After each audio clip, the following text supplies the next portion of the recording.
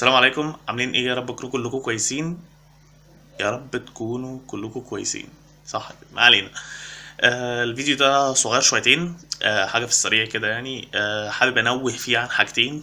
انا بعيد الفيديو المره الرابعه، واول مره اقول انوه صح، ما علينا يعني. المهم، التنويه الاول ان الناس اشتكت ان هي في مشكله عندها في النحو، وما بتقدرش ان هي تفهم النحو كويس او ما الى ذلك يعني من الحاجات اللطيفه دي كلها. طبعا كلنا هذا الشخص يعني، لكن ما علينا. انا كنت عملت قبل كده فيديوهات للنحو، بس للاسف، او فيديوهات ايه ده، هو فيديو واحد بس، ما علينا يعني. طبعا الناس اتقمصت ان انا مش هعمل تاني ومش عارف ايه، وفي اللي ما عجبوش الموضوع اساسا. ما علينا، كمان ايه بتاع مرجيح شويه، فمش انا هذا الشخص يعني. المهم، فعرفت بالصدفه قناه احد الاصدقاء بيعمل نفس السيستم اللي انا كنت بعمله زمان، اللي هو نظام الوايت بورد، اللي هو الحاجات اللي بترسم بقى والحاجات اللطيفه دي كلها. مروان يعتبر صديق عرفته مؤخرا. بيعمل حاجات كويسه جدا. وانا اما لقيت ان هو بيعمل حاجات كويسه جدا، يعني مش متعود ان انا اعمل اعلانات لحد، او ده مش اعلان اساسا يعني مساله ان هي ايه، انا عجبني اللي هو بيعمله، فقلت اما ادعمه، لان انا كنت بدور على سحلفه اساسا تدعمني.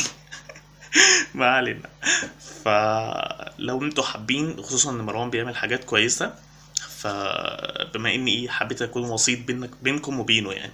دي حاجه. طبعا اللينك بتاع القناه بتاعته هتلاقيه في الديسكربشن تحت الفيديو، وفي الكومنت المتثبت تحت الفيديو برضه. ده التنويه الاول.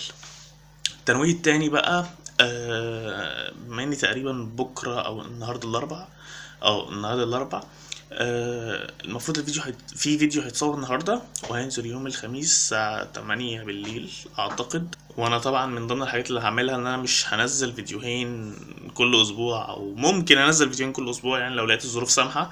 لكن الثابت هيكون يوم الخميس الساعة 8 كل اسبوع هينزل فيديو. ده التنويه الاخير يعني. حابين ان احنا اطلع لكم ان انا هنا ما متش، اسمع علينا يعني. بس كده، السلام عليكم.